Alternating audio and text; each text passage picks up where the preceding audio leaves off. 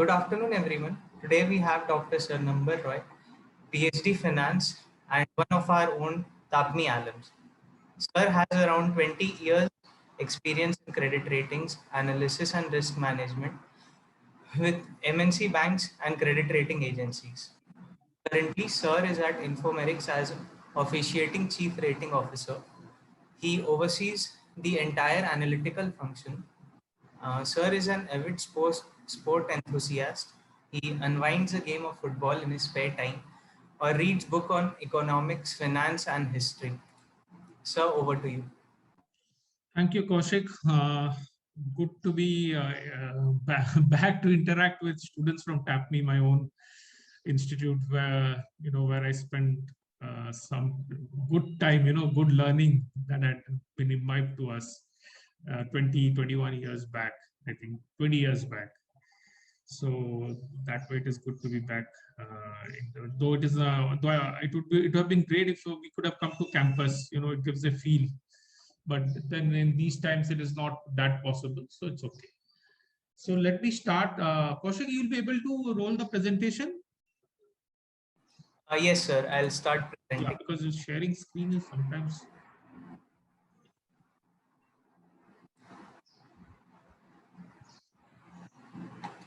Yeah. So the topic which I chose to discuss today is how to build a pricing model for corporate bonds in Indian markets. Now, as you all know, corporate bonds is a very interesting topic. There are a lot of challenges. When I'll go through the presentation, I'll also discuss some of the challenges facing the corporate bond markets in India. There is a theoretical premise on how to price corporate bonds, but many a times they are off the market. Now, let me give you a caveat that I am not a treasury guy. That means I don't work in the treasury function.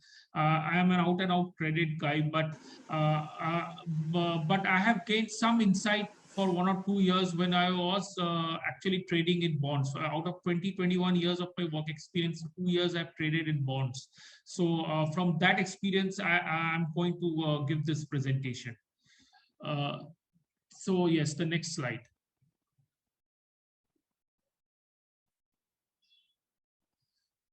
So in due course, we'll have an introduction. We'll have an evolution of the debt markets, the corporate bond price methodology, the roadmap for debt market evolution and expected outcome.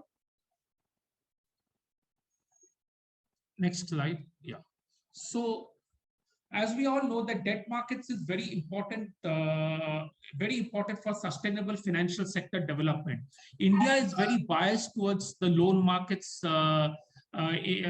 Generally, it is very biased towards the loan markets. The entire funding either happens through the equity markets or through the bank or through bank finance. Bank finance is comprises solely of corporate loans.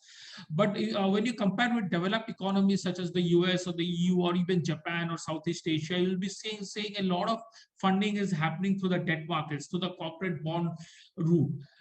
But sadly, that is not the case for India. We'll discuss why it is not in this first 2 slides. Though there is a strong preference for debt in India, the small savings corpus probably now mutual fund corpus is higher recently, but the small saving corpus is also big. It is very nearly equal to the corpus of the entire mutual fund industry.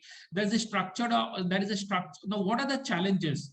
The challenges is there is a structure of administered interest rates in India. When I say administered interest rates, that means the small savings rate, which is thoroughly administered, though the government has now tried to move towards market determined rates, but that's a gradual process, and that acts as a constraint to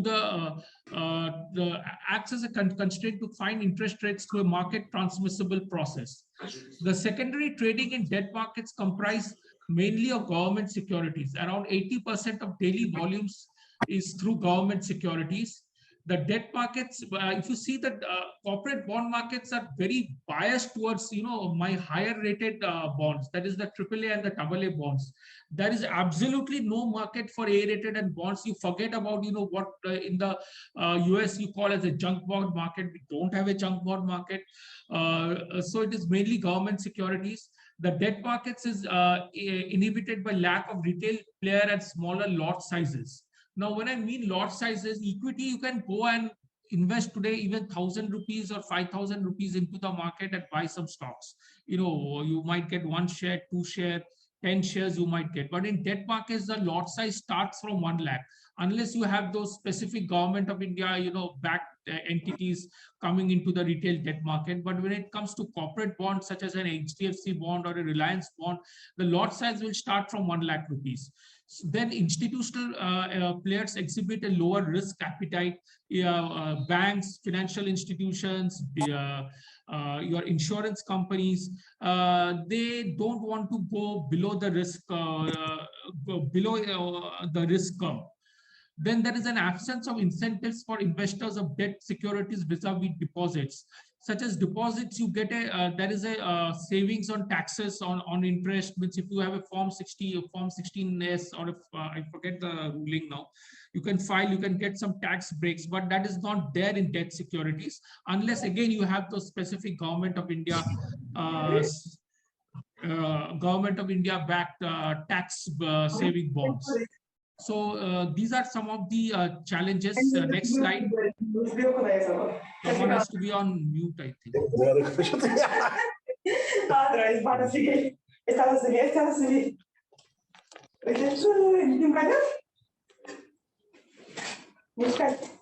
Kaushik, someone has to be on mute, I think.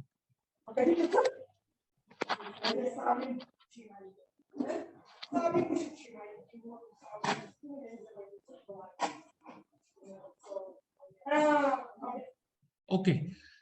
Let me go through the historical. I'll go through. I've prepared a couple of slides on the historical evolution of the Indian debt markets. The auction system was introduced in 1992, after which treasury bills came in 1993. The system of primary dealers, very important. The people who do matchmaking in the Government of India securities or even in corporate bonds, primary dealers, basically people who bring liquidity into the market, they came into being in 1995. Then FIIs were permitted in GSECs in 97. 2000, we came with a liquidity adjustment facility. 2002, we brought through negotiated dealing settlement, compulsorily demat of GSECs, reporting of NDS trades. Previous slide. Yeah, 2003, the trading in GSECs took on stock exchanges. Interest rate derivatives were introduced. 2004, we came up with the RTGS system, the real-time gross settlement system, which enhanced the settlement system of the Indian debt markets. 2005 was the order matching system in GSECs was introduced. 2000, then the next slide. Yeah. The Patil committee was set up in 2000. I would like you to kind of, you know, go through the RH Patil committee recommendations in your spare time. I don't know whether it is now there in the syllabus, but it would be good if all of you can go through the RH Patil recommendations. It has a treatise on how the challenges of the Indian debt markets, what are the way forward. This is an old report, but still it's valid. 2006, SEBI permitted BSE to set up a reporting platform. Then 2009 was the first public issue of non-convertible debentures by Tata Capital, because up till now, if you see in our debt markets, most of the issues have been private issues. That is basically limited to 49 investors in the first lot. But the first public issue, that is more than 49 investors, was done by Tata Capital Limited. 2010 was the repo guidelines were launched by RBI. 2011, FII investment limits were increased. Then guidance issued for introduction of corporate default swaps. Next slide. Post 2011, the last 10 years, what we have seen is that investments in A-rated category bonds have been allowed in NPS up to 10% of corporate bond portfolio. A and above, along with expected loss 1, has been allowed by IRDA. Bilateral netting has been allowed in corporate default swaps. We have a launch of bond exchange traded funds.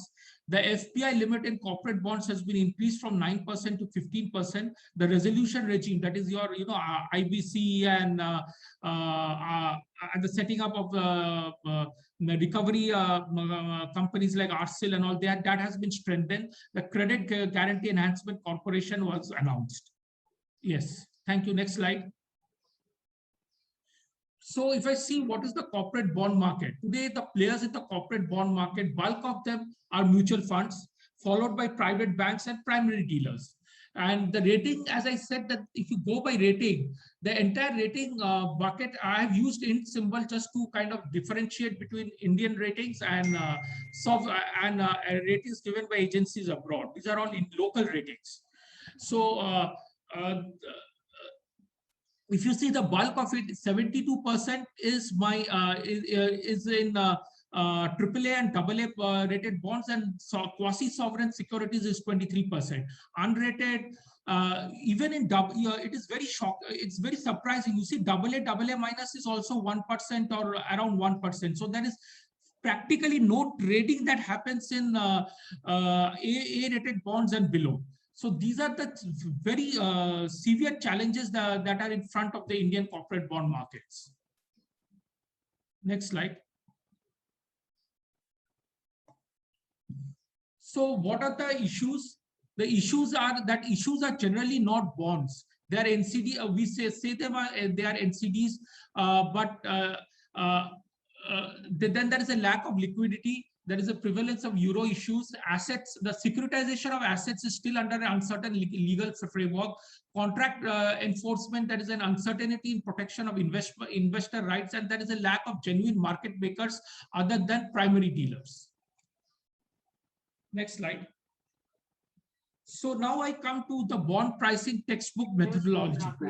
This is something which you all would have done through done in your classroom also in fixed income securities. Bonds are priced through a mathematical formula where basically the yield is a function of what the price is a function of the YTM. It is inversely proportional to the YTM and also to the duration. The bond, if I kind of plot a graph between the bond price and the yield, then it is a convex shaped curve. So, but if I kind of, in the Indian markets, what we have seen is that if I price corporate bonds with this methodology, most of the days it will be off the market. Because off the market, what I mean is that when people trade bonds on the exchange or through the telephone market, the yield would be very different from what you would be getting it through the YTM formula. So I have devised an approach on how to price corporate bonds in the Indian market, and I'll come forward to that. Next slide. So what is this corporate bond pricing new approach? The model has been built on the fundamental premise of risk premium aimed to compute illiquidity premium. What is a corporate bond? How is it priced? The corporate bond will be priced as a markup to my GSEC, government security. If the government security is trading at 6%, the corporate bond will trade at an X% above the 6%. So the goal is to find out that X%, that markup above the GSEC. So that is the illiquidity premium. That is the illiquidity premium of the corporate illiquidity and the risk premium of the corporate bond. Now, how do I find out? We find out through the system of distributive lags and dynamic weights and the liquidity choice in a bond. Bond will be characterized for liquidity based on market judgment, the bid-ask spread, frequency, and volumes. Any bond on a date T is valued on the factors including Government of India spread on that day, Government of India yield on that day, Government of India yield on the previous day, and epsilon T minus 1, where epsilon is the yield spread. Now, what is epsilon? Now, if we can find out epsilon, we can solve this equation. Now, epsilon is a function of the credit risk, the liquidity premium, and the perception risk. So you're getting it. It is basically, if you make it into an additive formula, where it will have epsilon T is alpha T plus beta T plus mu T. Now we assume that epsilon T is a function of epsilon T minus 1, epsilon T minus 10, epsilon T minus 30, GOI T minus 2. Now you can argue it, sir, that why it is T-1 or T-10, why not T-15? Now there are two things. One is this formula I had plugged in through my own experience of having traded in the corporate bond markets, through my own conversations with a lot of dealer friends. And and also whether this later on you will be able to see that this equation kind of best fits some of the trading data that when I back tested this model, it was a best fit approach. So any one of you can always play between these variables. So instead of epsilon T-1, you can devise epsilon T-5 and see whether a better equation can be achieved or not.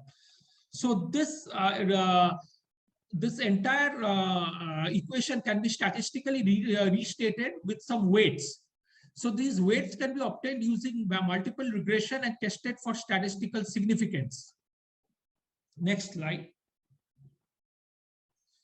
So now we need to estimate beta T for an illiquid bond. We denote the liquidity choice in a bond as liquid is equal to 0, illiquid is equal to 1. So epsilon, now perception risk can be perception risk, which is the mu t, that is a noise in the variable, and that can be taken out of the equation. So epsilon 1t is alpha naught t plus beta 1t. That is how I've derived that equation. We can now modify the equation 1 for estimating the illiquidity premium as beta, which is a function of alpha naught t, alpha t-1, beta t-1, and beta t-10, and then use a multiple regression and find out the weights for alpha naught t, and through that find out beta 1t. This is a bit heavy in terms of statistics and mathematics, but this is the model. Essentially, let us not get into the alphas and betas of this model. The goal is to we kind of assume that the yield of a bond is a function of the GSEC GSEC trading on that day, GSEC trading on a day T-10 days before that, the inflation and all that. And if you can do a multiple regression on a backtested data for 1 year, we'd be able to price the corporate bonds. Next slide. So I've done a hypothesis testing. So for what I meant is that H0 liquid bonds, the corporate bond pricing model fails to predict bond yields in a band of plus minus 10 bips with 95% accuracy for the Indian markets. And in liquid bonds, the corporate bond pricing model is able to predict AAA rated and liquid bond yields in a band of plus minus 10 bips with 95% accuracy. This is the testing for the entire model. Next slide.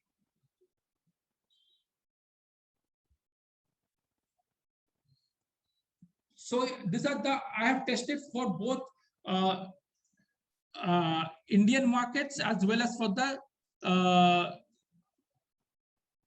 US market. So if you see US AAA, the bond price, this model is able to predict bond yields very well. For US AA, it is able to predict. India AAA liquid, it is able to predict. USA, it doesn't. So this is what happens, when bonds tend to become illiquid in nature, no amount of mathematical modeling will be able to predict any bond. It is up to the sense of any bond yield. It is up to the sense of the market, sense of the dealer to predict bond yields on that day. This is the fundamental premise that has come out of my own backtesting of my own research in this market, is that bond yields can be predicted mathematically only for liquid bonds, only for the bond segments that are liquid in nature. Yes, next slide.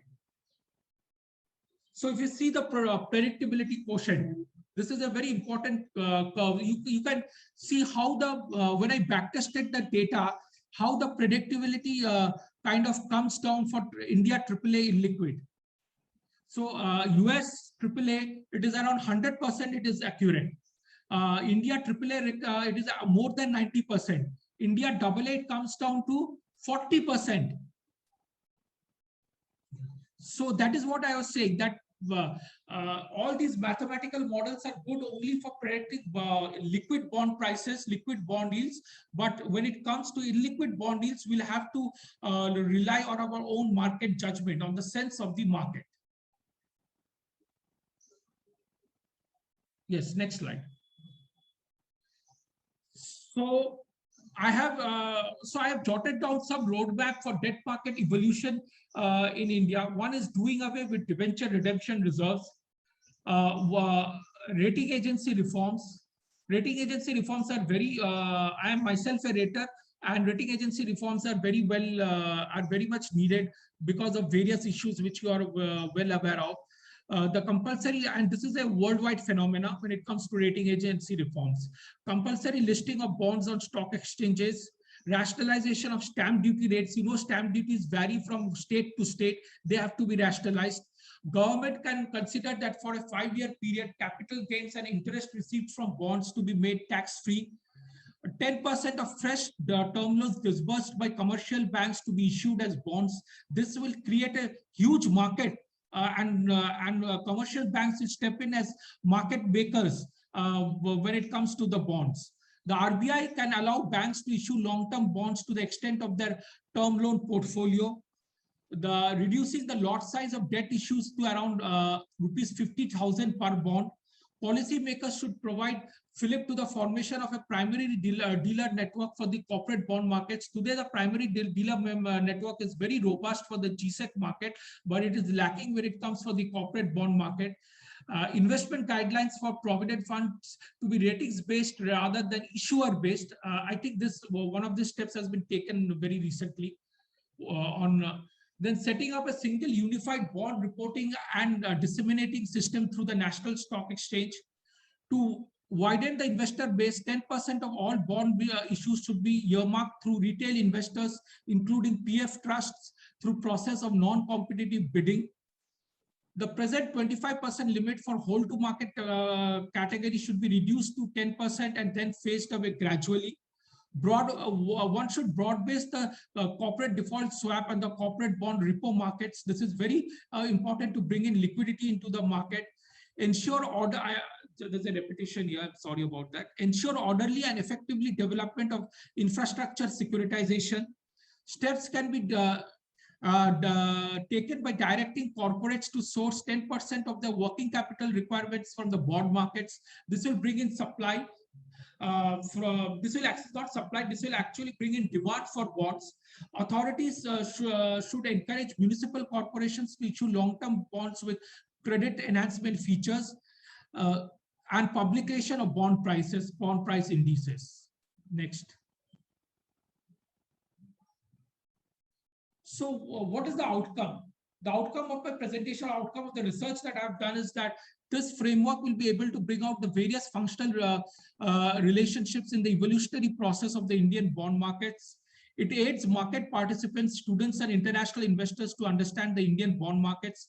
The construction of the corporate bond pricing structure can aid market participants, and the roadmap for bond market development may provide policymakers and regulators an input for further consideration. The presentation which I gave particularly today on the corporate bond pricing model, this can actually help you all. You all can think about how to better such a model, whether you'll be able to find out a model to track liquid bond spreads or not. And this can go a long way in actually reforming or actually broad-basing or deepening the Indian bond markets. Yeah, thanks a lot. This is a short presentation. I made a short presentation today. So the house is open. You can go to the last slide. So if there are questions, I'm very eager to take them.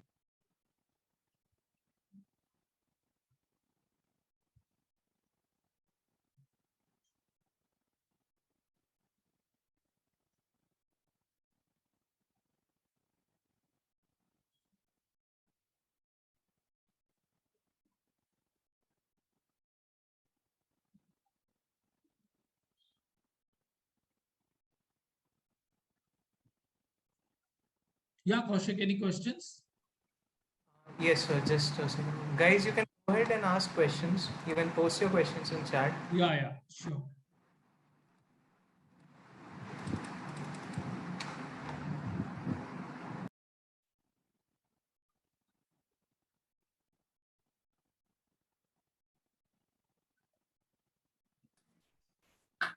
Sir, good afternoon, sir. Thank you so much for the presentation. Yeah. Sir, I just had a small query regarding the risk premium that you had spoken about, sir. Yes, please. Sir, sir, you had actually like spoken about this credit risk premium, and there's also like kind of an uncertainty risk premium for which they are for people to invest in the bond. So there is a bit of uncertainty. So you've taken that also as a risk premium. Yes. But like when you had like taken it and model it and to for the best fit for US and India. Yes. I was just having a query whether we should take like a country risk premium also, because the spread in US and spread in India and everything. Yeah. I got your question. See, country risk premium is being negated because I am regressing Indian bond yields on Indian factors, and I'm regressing US bond yields on US factors. Hello, Hariharan, right? Yes, sir. Yes, sir. Yes, sir. So, see, you're getting it. See, by country risk is anyway being factored in the GSEC yield. Okay. So okay. I understood, sir. So since you're taking, so you're taking the particular country's GSEC spread. GSEC spread, yes, GSEC yield. Understood. So while taking in the case of US, you will take a GSEC for that particular country. I'll take the US GSEC, means Federal Reserve, US Fed the yield. Understood. Thank you so much, sir. Understood. Yes. Yeah.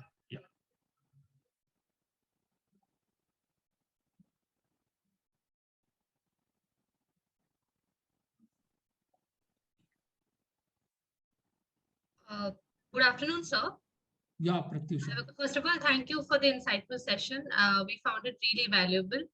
So thanks a lot for your time. I had a question. So given the corporate bond market, do you think the percentage of corporate bond defaults would increase due to the pandemic induced slowdown? Like, how will that affect? Yeah, how will that affect that? Yes. This is a very good question.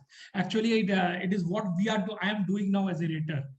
So yes, corporate bond defaults are bound to, or at least migration from a higher rated category to a lower rated category will increase.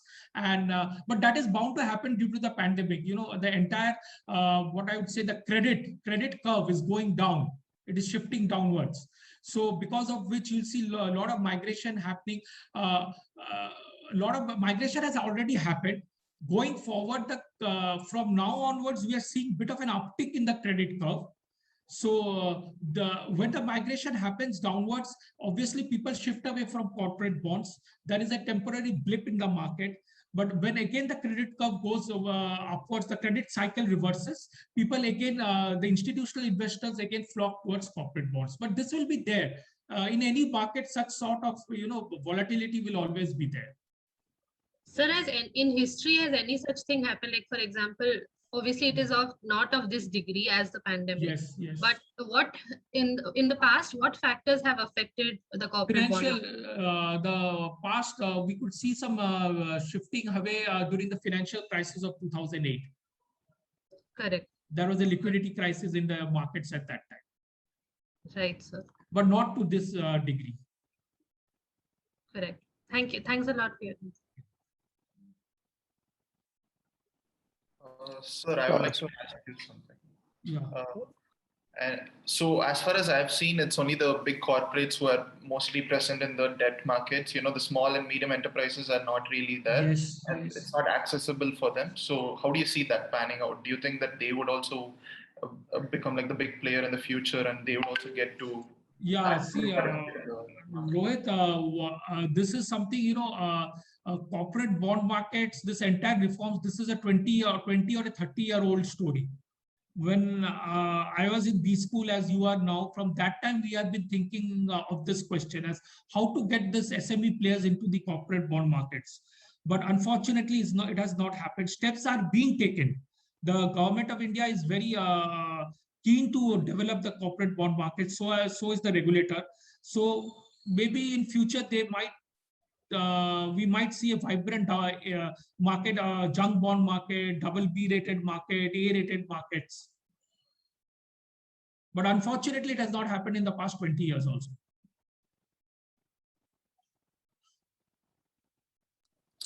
Sir, this is Vikas here from Informatics. Okay, sir, Vikas. Just wanted to know. Yeah. So how do you see bond market in the coming next 3 to 4 years? I mean, how do you speculate this market? Okay, Vikas, I'll handle this with you on a different panel. Okay. Okay, sir. Yeah. Yeah.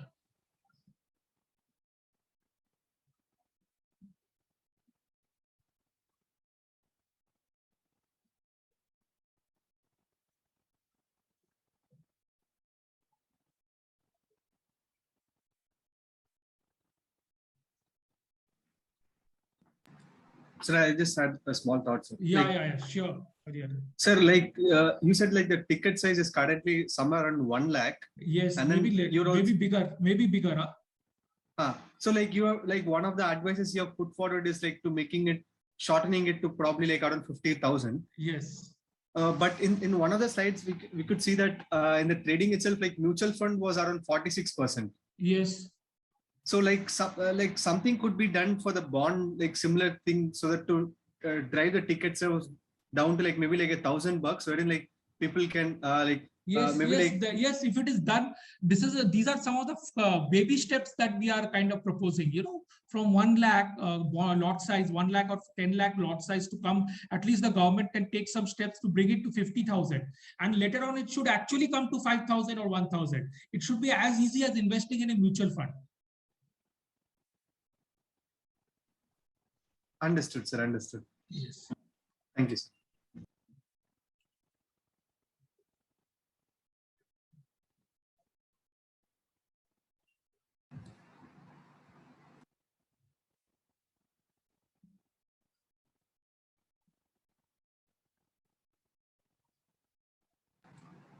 Guys, if you have questions, you can come up and ask questions.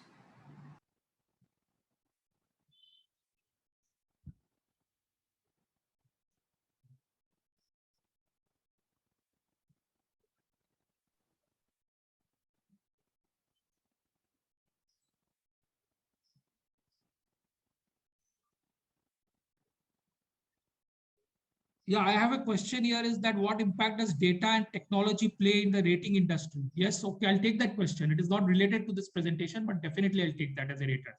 It has a lot of role to play. Data, rating is very data based. You kind of plug in the past financials, you do projections, you sensitize them, and then you rate securities, or rate loans. And technology, yes, AI, artificial intelligence will play a big role going forward in the rating industry, going forward in the credit industry, credit analysis industry, because you need artificial intelligence to sift through data or data of huge sizes to kind of know where the point of inflection arises. So, so technology has a big role to play as in the near future in the rating industry.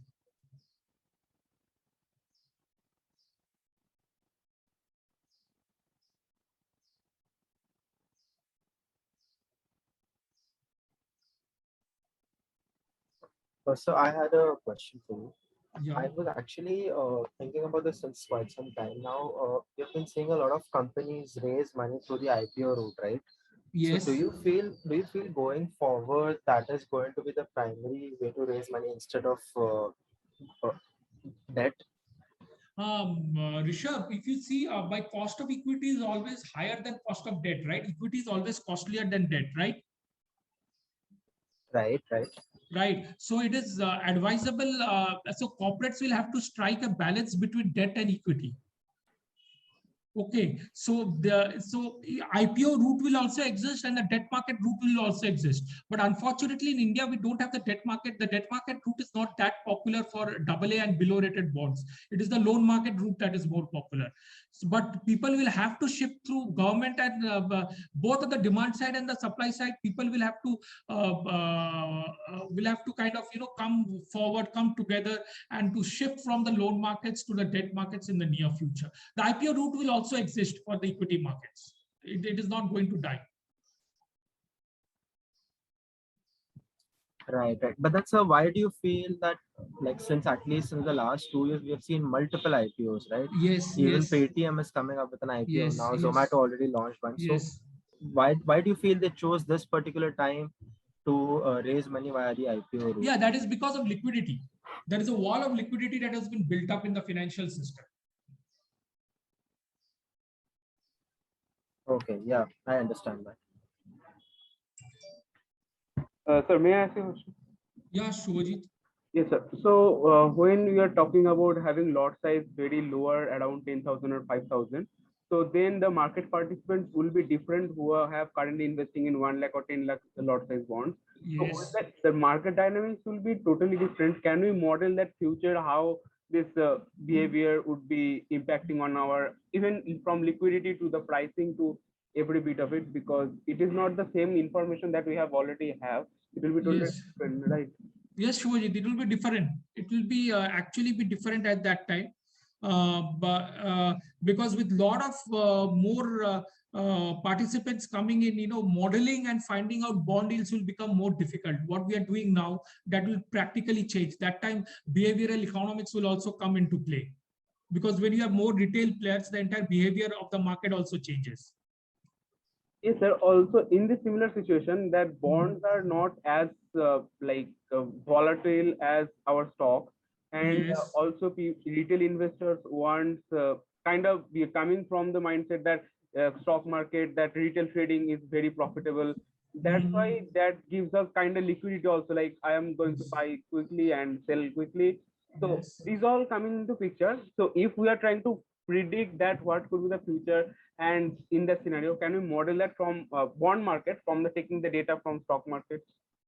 Taking the data from stock markets, no. But see, what I'll tell you one thing, when I did this model, I have modeled it, I have tested this model on the US AAA market also.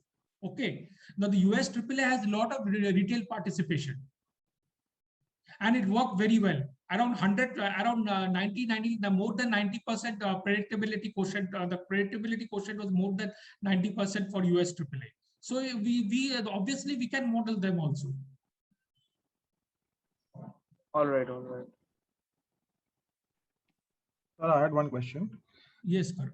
Sir, the spread between the government securities and the corporate bonds are narrowing down, and we can see, and the primary reason for that can be because of the weak supply from the mutual fund industry, because the majority of the corporate bonds are in a way handled because of the mutual fund industry and their participation. Yes. So so there was so this becomes the demand and the supply side problem.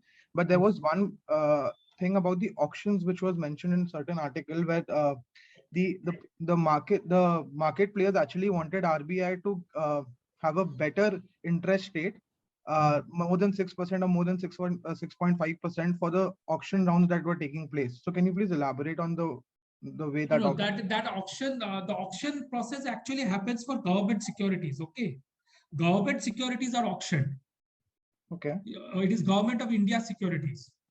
So then in what way can you see that this narrowing effect can the narrowing effect can happen because of various factors. See, one is the narrowing of yields is, see, what is an yield? It is a risk premium for the future, right? Right, sir. So in the future, the market participants are probably believing that the worst of the credit cycle is over and the credit cycle is going to recover from now onwards. So that is why. Hello, you are able to hear me now? So you're saying, sir, we have to have an optimistic approach towards it then. They are having an optimistic approach now, as of now. That is why spreads are narrowing. Okay, got it.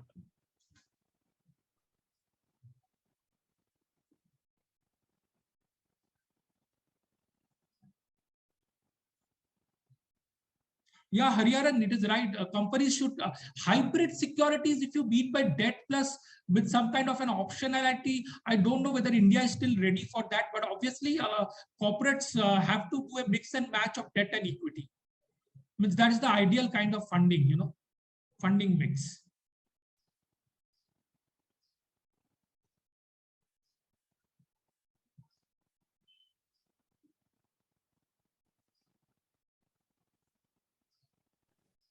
Sir, I have a question. Since you said, sir, IPOs are the result of liquidity, so why don't we see the similar thing happening in the corporate bond market as well? Like, what is the root cause of the corporate bond market being affected in spite of higher liquidity in the market? The root cause is one is lack of awareness about corporate bonds. Second is corporate bonds are very mathematical. The finding out the yield is mathematical, which doesn't go well with my retail investors. And the third is the general shying off from I would say from the credit market. You know, Indians have a lot of confidence in the government of India or even on respective state governments whose financials are not that great, but they don't have that much of confidence on private India, on corporates. When it comes to debt, equity is a different call. In debt, if the corporate defaults, your entire money can be washed off.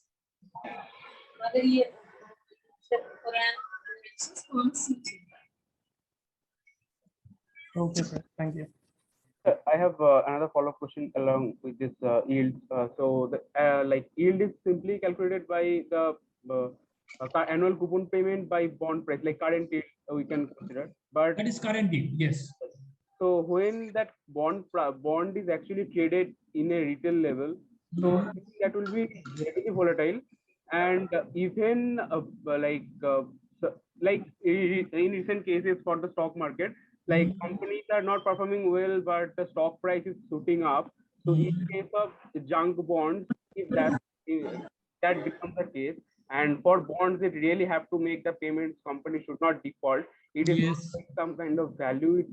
Which is not like unlike share, it really has to be giving us a coupon payment. Company defaults, a junk bonds is now having very high price and high yield, low price, high yield. Because currently it is trading at higher price, it is now yield is coming low, right? No, 1 minute. Shubhajit, bit of conceptually, I'll have to make it clear. For junk bonds, the yield will be high, price would be low. It would be trading at a discount to the issue price. Yes, you're getting it. Yeah. You're getting it. So the yield would be high, price would be low. Yes, but because it is junk, it is happening because we are that's why it is trading at a discounted price. Yes, but because we are currently seeing in stock market that bad companies are trading at very high valuation. Okay. So if that junk bond is now trading at a high and not looking like it's a junk bond at all, because now its yield is coming, currently it is coming low. So won't it be impacting after all as retail people who don't have much experience in financial world just getting trapped into, it might be junk bond by some rater, but market is giving it high valuation. No. Shubhajit, when the yields are high, okay, the investor will know that this is a junk bond. See, if I'm giving a higher interest rate, my government of India security today is giving 5%. Okay, it gives an yield of 5%, right? 5.5%. I think 5.23 or something. What is the current 10-year? But if someone is charging me 18%, then he knows that this is a junk bond. It can default any point in time. So that is very simplistic way to know whether the bond is junk or the bond is a AAA or a AA.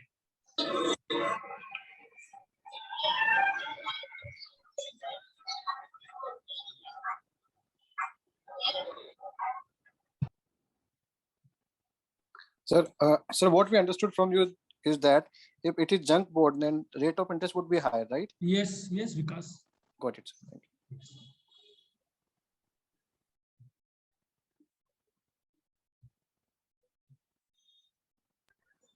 you.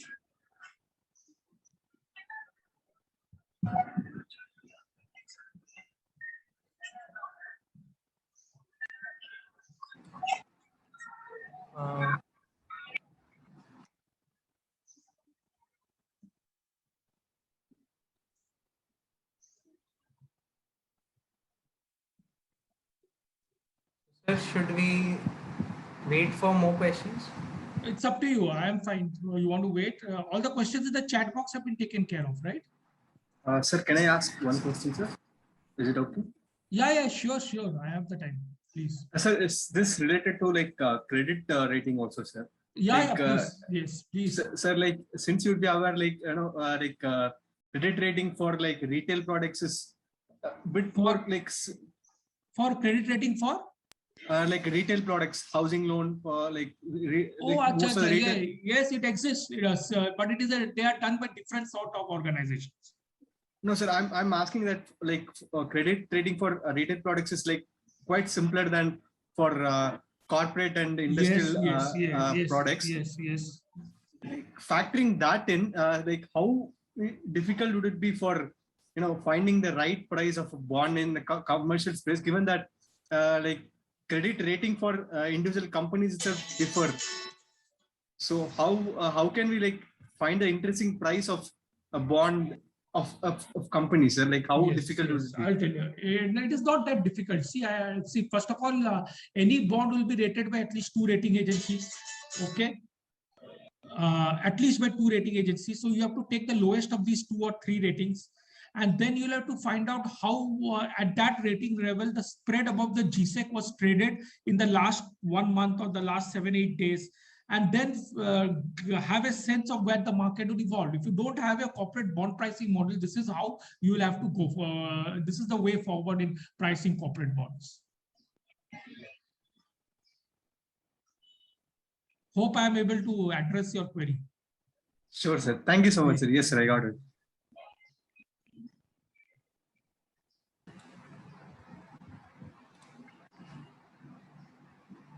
Sir, I guess those were the questions basically. Okay, thank you, Kaushik. No problem. Thank you, sir. So we'll like to end the session with a vote of thanks. Prateek, you can take over.